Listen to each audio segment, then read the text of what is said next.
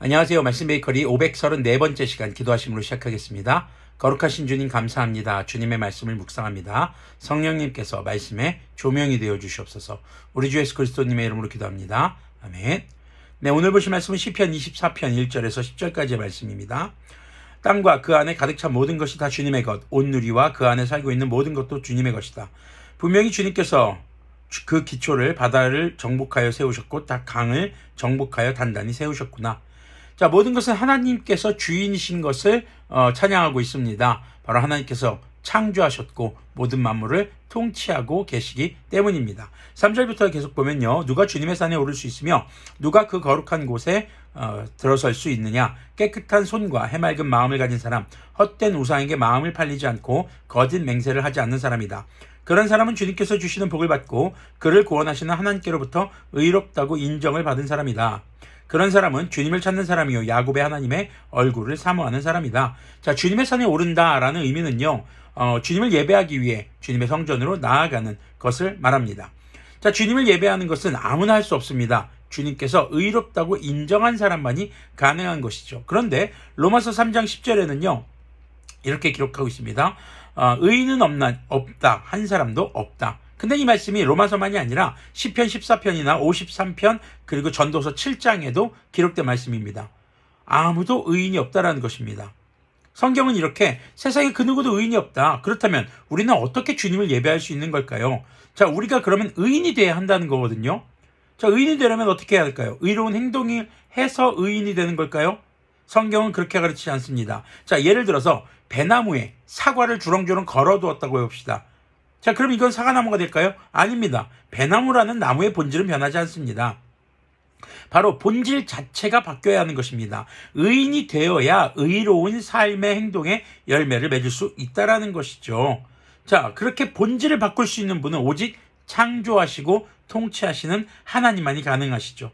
그렇기 때문에 우리가 의인이 되는 방법은 주님께서 이제 너는 의인이야 라고 말씀해 주시고 우리의 본질을 바꿔주셔야 합니다.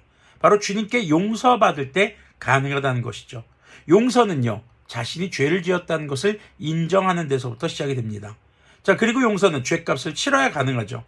그것을 위해서 죄가 없으신 우리 주 예수님께서 우리의 죄값을 대신 치러주시기 위해 십자가에서 죽으신 것입니다. 그렇기 때문에 우리는 우리 주 예수님의 이름으로 회개하는 것을 통해 주님께 용서받는 그런 의인이 될 수 있는 것이죠.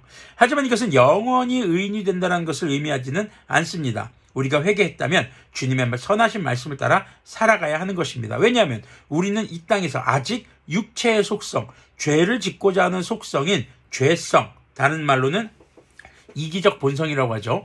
자, 이 이기적 본성으로부터 자유롭지 못했기 때문입니다. 그렇기 때문에 오늘 말씀의 3, 4절처럼 깨끗한 손, 모든 행실이 깨끗해야 합니다. 기준은요, 하나님의 말씀이죠. 헛된 우상에게 마음을 빼앗기지 않는 것, 거짓 맹세, 바로 거짓말로 다른 사람을 해롭게 하거나 자신의 이익만을 위해서 다른 사람에게 불리한 증언을 하는 것, 이런 것들을 우리는 피해야 하는 것, 바로 주님의 말씀을 따라 살아가는 것이죠.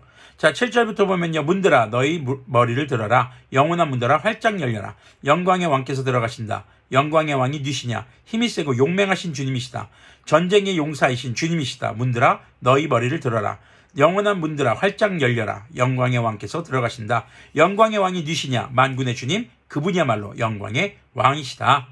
자, 문들은 성전의 문을 말합니다. 그 문들이 영원한 문들이라는 것, 그리고 영원한 문으로 들어오시는 분은 영광의 왕이신 것을 7절 이후에서는 강조하고 있는 것이죠.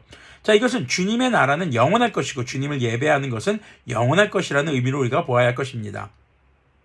즉 우리 주 예수님께서 다시 오셔서 영원한 하나님의 나라를 세우시고 주님께 예배하기에 합당한 자들이 주님을 영원히 예배할 수 있도록 주님의 나라 곧 천국을 세우시는 것이죠. 자, 우리의 신앙생활을 성경은 영적인 전쟁으로 선포합니다. 우리는 지금 악한 영과의 싸움을 살아가고 있습니다. 우상을 숭배하고자 하는 유혹과 또 거짓말로 남을 곤경에 빠뜨리고 자신의 이익을 얻고자 하는 유혹, 또 예배와 믿음을 포기하게 만들려는 위협과 또 위험이 도사리는 그런 시대를 살아가고 있는 것이죠.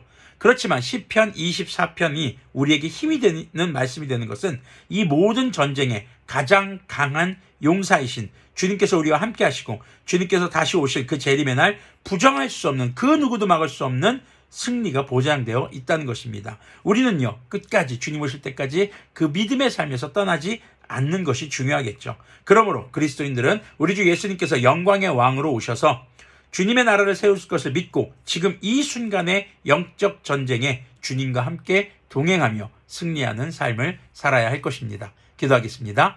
거룩하신 주님 감사합니다. 누가 주님을 예배할 수 있을까? 다시 한번 돌아봅니다. 주님, 주님을 예배할 수 있는 의인입니다. 그러나 우리는 정말 우리의 본질부터가 죄성, 악한 본성을 가지고 있기에 의인이 될 수 없음을 고백합니다. 오직 주 예수 그리스도님의 은혜로 말미암아 우리의 죄를 회개할 때에 주님께서 우리를 의롭다 하시는 그 칭의를 통해서 우리가 주님 앞에 예배할 수 있는 의인이 되는 것을 기억하게 해주시고 주님 나라 오시는 그날까지 그 예배의 삶을 포기하지 않는 우리들이 되도록 긍휼을 베풀어 주시옵소서. 우리 주 예수 그리스도님의 이름으로 기도합니다. 아멘. 네, 의롭기 때문에 의로운 행동을 하기 때문에 의인이 아닙니다. 주님께서 죄의 용서를 받은 사람들에게 너는 이제부터 의롭다라는 말씀을 해주셨기 때문에 의인입니다. 그리고 의인은 다른 것을 하는 것이 아니라 주님을 예배하고 그리고 우리 이웃들에게 주님의 사랑을 전하는 삶을 살아야 하겠지요. 오늘도 의인으로서 예배자로서 선교자로서 살아가는 우리들이 되기를 소망합니다.